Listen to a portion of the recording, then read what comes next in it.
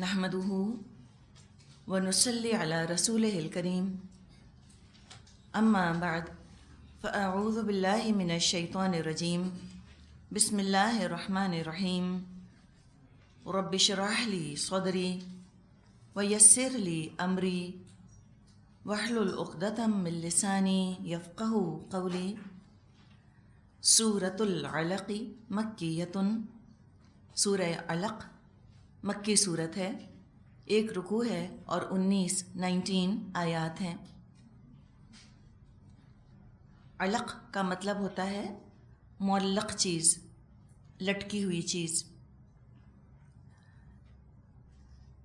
تھوڑا سا پس منظر کے بارے میں بات کر لیتے ہیں۔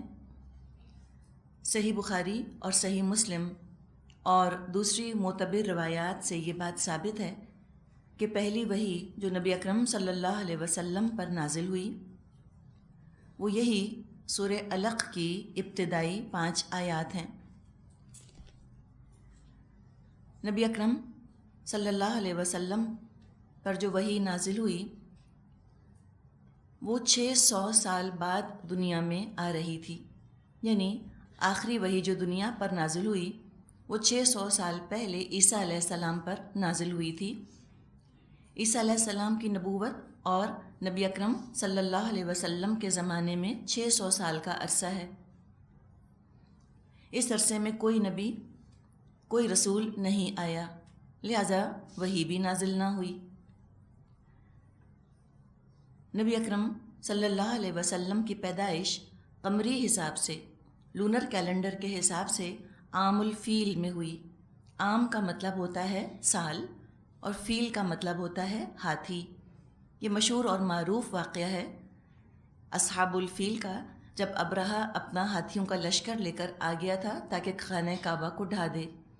تو جس سال ابرہہ آیا تھا حملہ کرنے کے لیے خانہ کعبہ پر، اسی سال نبی اکرم صلی اللہ علیہ وسلم کی پیدائش ہوئی۔ تو عام الفیل میں آپ کی پیدائش ہوئی۔ جب آپ کی عمر 40 سال 6 ماہ ہوئی، جو شمسی کیلنڈر کے حساب سے 39 ایئرز اور 3 منتھس بنتے ہیں، تو یہ جب آپ کی عمر ہوئی 39 سال اور 3 مہینے جب آپ کی عمر ہوئی تو پھر نبوت کے آثار نظر آنے لگ گئے۔ غار حرا میں تنہائی کی عبادت کرتے ہوئے یہ 3 سال تھا۔ رحیق المختوم جو کہ سیرت کی مشہور کتاب ہے، صفی مبارک پوری صاحب نے وہ کتاب لکھی ہے، ان کے مطابق 21 رمضان پیر کے دن رات کے وقت پہلی وحی نازل ہوئی۔ تو یہ تو سورہ علق کے نزول کا زمانہ ہم نے ڈسکس کیا۔ اگر دیکھا جائے تو وحی کے سلسلے کا آغاز اس سے پہلے ہو چکا تھا۔ نبی اکرم صلی اللہ علیہ وسلم پر وحی کی ابتدا سچے خوابوں سے ہوئی۔ بخاری میں عائشہ رضی اللہ عنہا سے طویل روایت ہے، اس میں وہ فرماتی ہیں رسول اللہ صلی اللہ علیہ وسلم پر وحی کی ابتدا سچے خوابوں سے ہوئی۔ جو خواب آپ دیکھتے وہ ایسا سچا ہو جاتا جیسے کہ صبح روشن ہوتی ہے۔ کچھ روایات کے مطابق یہ سلسلہ 6 ماہ جاری رہا۔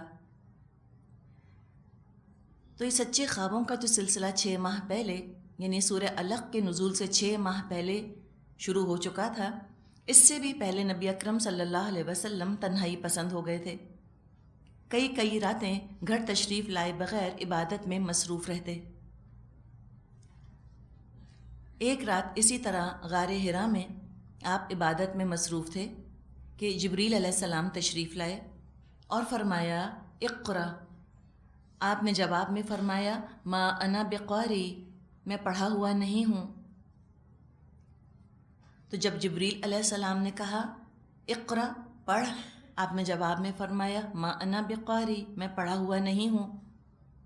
اس پر آپ صلی اللہ علیہ وسلم فرماتے ہیں کہ اس نے مجھے پکڑ کر اس زور سے دبایا کہ میری طاقت نچوڑ دی، پھر چھوڑ کر کہا اقرا، پڑھ۔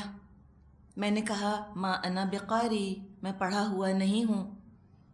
اس نے دوبارہ پکڑ کر دبایا اور اتنی زور سے دبایا جو کہ برداشت سے زیادہ تھا۔ پھر چھوڑ کر کہا اقرأ بسم ربک الذی خلق، پڑھ اپنے رب کے نام سے جس نے کہ پیدا کیا۔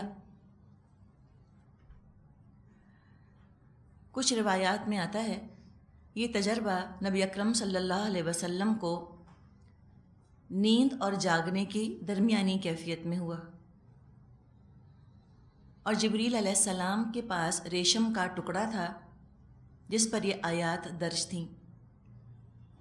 بنمتم من دیباجن، دیباج ریشم کو کہتے ہیں، ایک ریشم کا ٹکڑا تھا۔ بنمتم من دیباجن فیہ کتابن، اور اس کے اوپر کچھ لکھا ہوا تھا۔ جب جبریل علیہ السلام نے پکڑ کر دبایا تو نبی اکرم صلی اللہ علیہ وسلم کو تکلیف محسوس ہوئی۔ یہ تجربہ آپ کو غار حرا میں ہوا، پھر آپ گھر لوٹے۔ جب آپ گھر لوٹے تو اس تجربے کی ہیبت سے آپ کا دل کانپ رہا تھا۔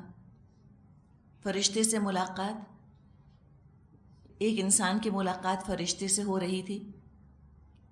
انوکھا تجربہ تھا، انتہائی غیر معمولی تجربہ تھا۔ اس کی بھی دہشت آپ پہ سوار تھی، اور دوسرے نبوت کی ذمہ داری جو آپ محسوس کر رہے تھے۔ ان دونوں ہی چیزوں نے آپ کے دل کو کپکپا دیا۔ اور حقیقت ہے یہ ہوتا ہے، یعنی آپ نے تو جبریل علیہ السلام کی زبان سے ڈائریکٹلی پہلی دفعہ زندگی میں اللہ کا کلام سنا تھا۔ کیا آپ کی حالت ہوئی ہوگی؟ آج 1400 سال کے بعد بھی ہم جب قرآن کو سنتے ہیں یا پڑھتے ہیں، اور اگر حقیقت میں وہ قرآن دل پر نازل ہو رہا ہو تو دل میں کپکپاہٹ محسوس ہوتی ہے، دل کانپ جاتے ہیں انسانوں کے۔ تو نبی اکرم صلی اللہ علیہ وسلم کا تو جتنا بھی دل کانپا ہو کم ہے۔ پھر آپ گھر تشریف لائے۔ ختیجہ رضی اللہ عنہا سے آپ نے فرمایا زملونی زملونی، مجھے کچھ اڑا دو، مجھے کچھ اڑا دو۔ پورا قصہ ختیجہ رضی اللہ عنہا کو سنایا۔ پھر فرمایا لقد خشیت علی نفسی، مجھے تو اپنی جان کا ڈر ہے۔ ختیجہ رضی اللہ عنہا نے جواب دیا کلا، ہرگز نہیں، واللہ، اللہ کی قسم، ما یخزیک اللہ ابداً، اللہ آپ کو کبھی بھی رسوا نہ کرے گا۔ آپ صلہ رحمی کرتے ہیں اور ناتواں کا بوجھ اپنے اوپر لیتے ہیں، اور جو چیز لوگوں کے پاس نہیں وہ ان کو کما کر دیتے ہیں، مہمان کی مہمان نوازی کرتے ہیں اور حادثوں میں حق کی مدد کرتے ہیں۔ اس طرح انہوں نے اطمینان دلایا نبی اکرم صلی اللہ علیہ وسلم کو۔ پھر وہ حضور صلی اللہ علیہ وسلم کو اپنے چچا زاد بھائی ورقہ بن نوفل کے پاس لے گئیں۔ یہ زمانہ جاہلیت ہی میں بت پرستی سے تائب ہو کر نصرانی ہو گئے تھے، عیسائی ہو گئے تھے، اس لیے کہ اسلام سے پہلے عیسائیت ہی دین برحق تھی۔ ورقہ پڑھے لکھے انسان تھے، عبرانی زبان میں انجیل لکھا کرتے تھے۔ بڑھاپے کی وجہ سے بینائی ان کی جاتی رہی تھی۔ جب ان کو سارا قصہ سنایا تو انہوں نے فرمایا کہ یہ تو وہ فرشتہ ہے جس کو اللہ نے موسیٰ پر اتارا تھا، یہ وہی ناموس ہے جو موسیٰ پر آیا تھا۔ اور انہوں نے کہا کاش میں اس وقت تک زندہ رہوں جب تم کو تمہاری قوم نکال باہر کرے گی۔ نبی اکرم صلی اللہ علیہ وسلم نے انتہائی حیرت سے پوچھا او مخرجیہم، کیا وہ مجھے نکال دیں گے؟ میں ان کی آنکھوں کا تارا، میں صادق، میں امین، او مخرجیہم، مجھے نکال دیں گے یہ لوگ؟ ورقہ نے کہا ہاں، جب کسی شخص نے ایسی بات کہی جیسی تم کہتے ہو تو لوگ اس کے دشمن ہو گئے، اور اگر میں اس دن تک جیتا رہا تو تمہاری مدد کروں گا۔ زیادہ عرصہ نہ گزرا تھا کہ ورقہ کا انتقال ہو گیا۔ تو یہ تھوڑا سا پس منظر ہے۔ اب ہم آیات کی طرف آتے ہیں۔ بسم اللہ الرحمن الرحیم، اقرأ بسم ربک الذی خلق، پڑھ اپنے رب کے نام کے ساتھ جس نے پیدا کیا۔ پہلی وحی کا پہلا لفظ پڑھ، ریڈ، اور کس کے ساتھ؟ اپنے رب کے نام کے ساتھ پڑھو۔